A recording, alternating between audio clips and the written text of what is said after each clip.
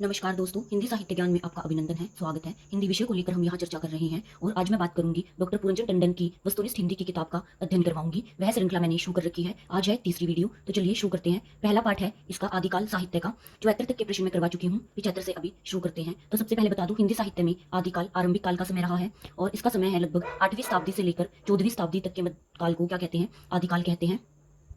तो चलिए वीडियो को शुरू करते हैं 75 प्रश्न से। नाथों की संख्या कितनी मानी जाती है? 9 और सिद्धों की कितनी थी? 84। 76 प्रश्न है चराइपद के रचयिता माने जाते हैं सरप्पा। 77 प्रश्न है पंक्ति, जिस समय मुसलमान भारत में आए थे उस समय सच्चे धर्म भाव का बहुत कुछ आभास हो चुका था, परिवर्तन के लिए बहुत बड़े धक्कों की आवश्यकता थी। ये पंक्तियां किस आलोचक की है? रामचंद्र शुक्ल जी की। 78 प्रश्न है रामचंद्र शुक्ल का हिंदी साहित्य का इतिहास प्रथम हिंदी शब्द सागर की भूमिका में किस शीर्षक से प्रकाशित हुआ? हिंदी साहित्य का विकास। अगला प्रश्न है हिंदू समाज में नीचे से नीचे समझी जाने वाली जाति भी अपने से नीचे एक और जाति ढूंढ लेती है, यह पंक्ति किसकी है? हजारी प्रसाद द्विवेदी जी की। 80 प्रश्न है हिंदी काव्यधारा काव्य के रचयिता निम्न में से कौन है? तो इसके हैं राहुल सांस्कृत्यान। 81 प्रश्न है कयामास वध प्रसंग किस रचना के अंतर्गत आता है? पृथ्वीराज रासो के।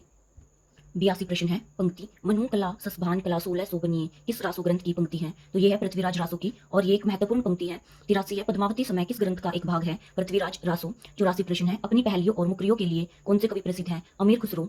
85 प्रश्न है मैथिल कोकिल के नाम से प्रसिद्ध कवि थे विद्यापति और ये किस अपनी रचना के लिए प्रसिद्ध हुए? पदावली के लिए, और पदावली मैथिल में लिखी हुई एक रचना है, इसलिए इनका नाम मैथिल कोकिल पड़ा। 86 प्रश्न है आदिकाल में खड़ी बोली को काल की भाषा बनाने वाले प्रथम कवि कौन थे? अमीर खुसरो। 87 प्रश्न है ढोला मारू रादुहा की नायिका का नाम क्या है?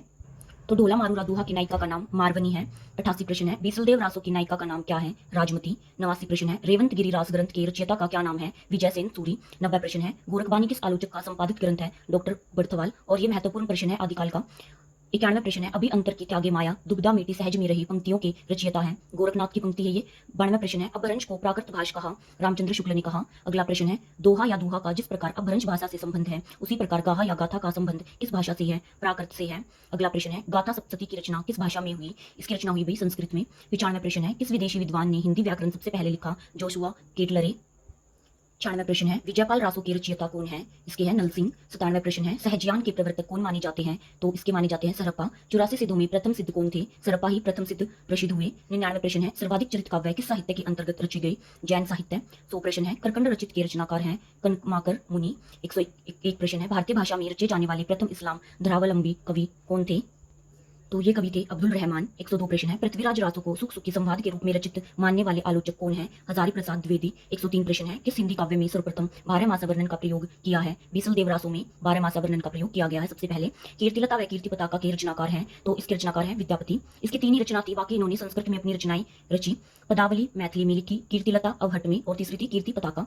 ये तीनों ही रचनाएं विद्यापति की हैं।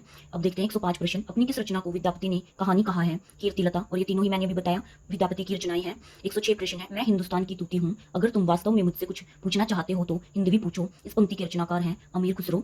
107 प्रश्न है रामचंद्र शुक्ल विरचित हिंदी साहित्य का इतिहास कब प्रकाशित हुआ? तो ये हुआ सन 1929 ईस्वी में। 108 प्रश्न है पंक्ति, यह सिर नवे न राम को ना ही गिरियो टूट आन दे नहीं परसिए यह तन जायो छूट, पंक्तियां किसकी हैं? चरणदास की। 109 प्रश्न है कुटिल के सुदेश पो परिचियत पिक सद कमल ग्रंथ बसद हंस गति चलती मंद मंद, तो ये है चंद्रबरदाई की। 110 प्रश्न है आदिकाल को अत्यधिक विरोधी और व्याघातों का युग किसने कहा? हजारी प्रसाद द्विवेदी जी ने। 111 प्रश्न है आदिकाल को अपभ्रंश काल किसने कहा? तो ये कहा डॉक्टर धीरेन्द्र वर्मा ने। तो इस प्रकार आदिकाल के अनेकों नाम प्रसिद्ध हुए, अलग अलग कवियों ने अलग अलग नाम दिए। वीर गाथा काल दिया आचार्य रामचंद्र शुक्ल ने, चारण काल डॉक्टर गिरियसन व रामकुमार वर्मा ने कहा, सिद्ध सामंत काल कहा राहुल सांस्कृत्यान ने, बीजवपन काल कहा महावीर प्रसाद द्विवेदी ने, आरंभिक काल मिश्र बंधुओं ने, और आदिकाल दिया हजारी प्रसाद द्विवेदी ने, जो ये सबसे ज्यादा प्रसिद्ध हुआ। तो ये थे पहले पाठ आदिकाल के 111 तक के प्रश्न। आगे के हम अगली वीडियो में करेंगे, तब तक के लिए बाय, मिलते हैं अगली वीडियो में।